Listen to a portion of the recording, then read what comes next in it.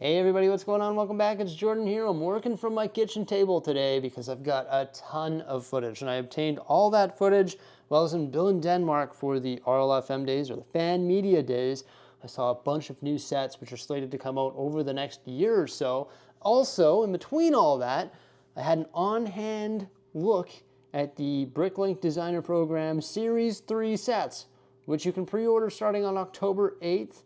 I hadn't really looked at them before, so when they were on display, I was pretty excited about it. It's like, oh, cool, on hand, look at this. We're looking at these epic sets. There's 5 of them.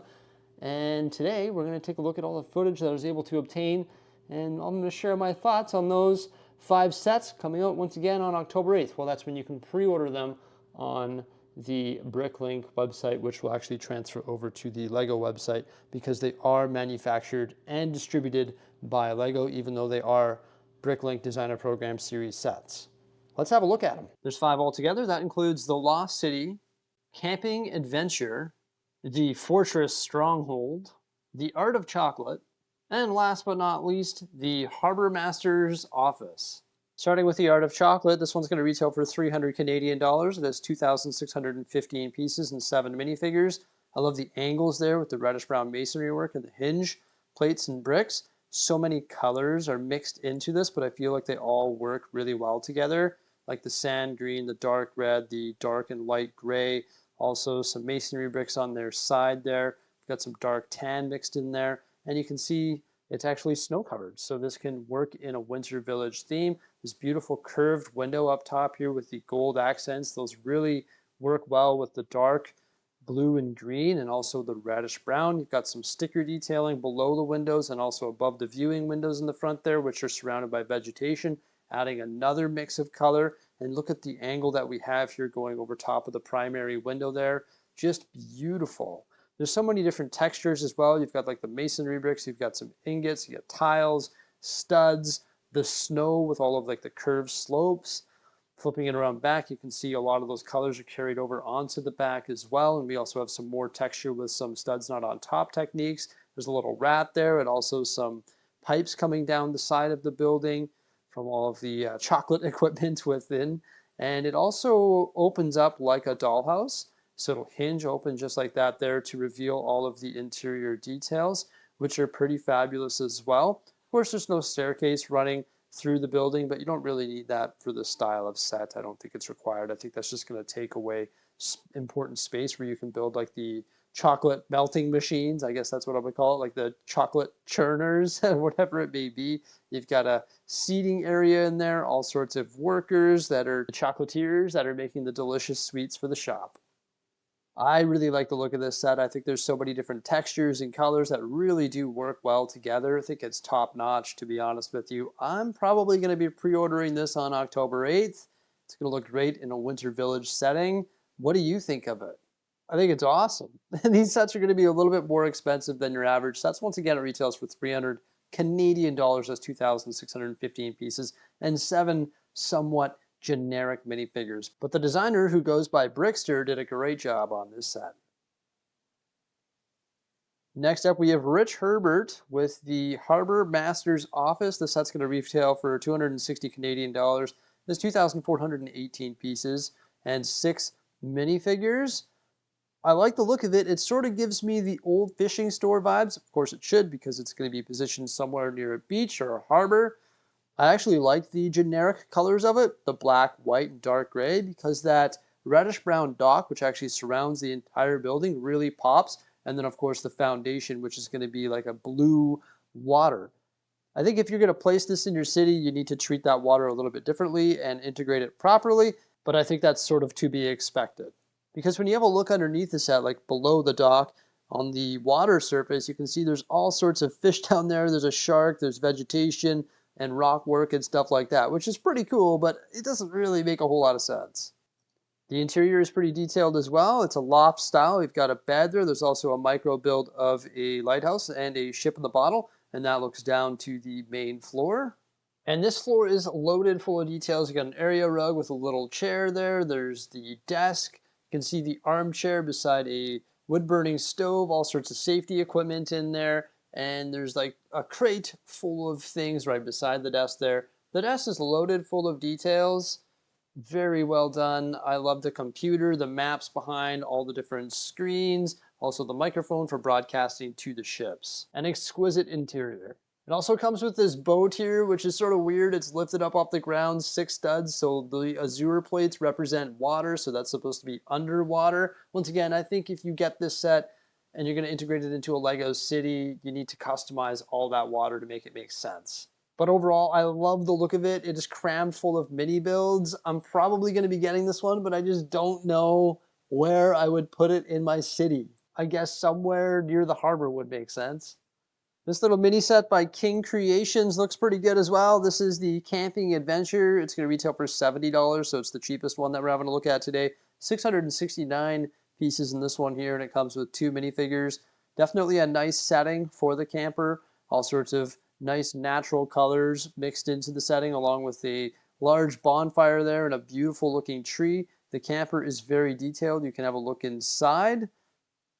So it's got a detailed interior, and it just sort of has the right scale to it, I think. I think this camper is just perfect for like a fixed position in some sort of campsite. Yeah, I think it looks great. For 70 bucks, not a bad addition to a Lego city. This $350 set is called Lost City. It's created by Let's Go Lego Brick. It's a lost city, so it only comes with 2 minifigures. You can see them entering into the lost city. This is so cool. Like, it is so different. I love a lot about it, but I don't know what I'm gonna do with this set if I decide to get it. Like, where's it gonna go? I know it could go in like a forest, but I feel like it needs a big setting. And at what point am I gonna start saying no to sets like this? I can't just fill up my whole landscape with official Lego sets. This would be cool in like the medieval area, but yes, there's a lot of other things that would look really cool in a medieval area as well. So I think I'm probably going to leave this one behind. It retails for $350, comes with 3,506 pieces, and once again comes with 2 minifigures. I think the building techniques and everything, like, it looks amazing. I love the height of it. I love the trees coming off of it. The angled roofs are really cool with all of those different pops of color in there. But I just feel like I don't really need that set. So I have nothing against the set. I just don't know what I'm going to do with the Lost City. This one here is done by Krakenator, and it is another medieval set known as the Fortress Stronghold. Going to retail for 380 Canadian dollars, 3,395 pieces, 12 minifigures. It's awesome. You got like this big tower here. There's a zip line going across to the other tower, and both components are connected by that bridge. Notice the trunks of the trees, they're all black, which sort of matches that nostalgic forest hideout feel, because of course you got a bunch of forest men there. Like, you can see all the forest men minifigures all over the place, so it matches that. And you also get some Black Vulcan Knights and the wagon, which can be drawn by the horse. It would appear that a lot of the Bricklink Designer Program sets sort of have this feel to it, where we get like castles, or like a lost city, or just like castle related items. You notice that? Like, there's a lot of castle themed sets in the Bricklink Designer Program stuff, which I'm a fan of, but once again, I don't know how many of these different things that I can fit into my layout. I love the look of them, and we're finally getting more castles. They're big castles that take up a lot of real estate, and I love it. Like, look at all the interior details. It's fantastic. You know, like, it looks so good. I'm so hyped about it.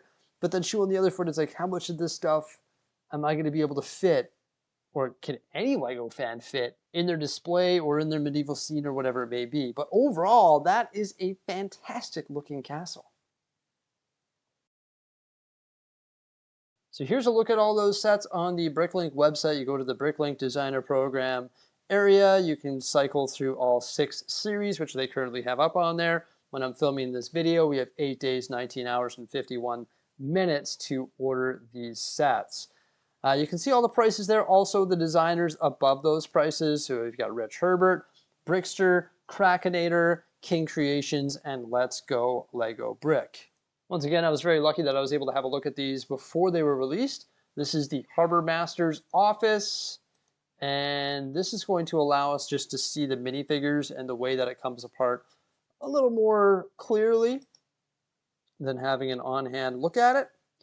So you can see the top floor there and the way that it came apart. I love all the sticker details found throughout this set. And there's the minifigures, which are included. Somewhat generic, but I like the face print detailing on some of them. Also the torsos, like just your generic city figures, which is not a bad thing. You know, it matches the feel of Harbormaster's office. I really need to decide quickly here whether or not I want to get this one.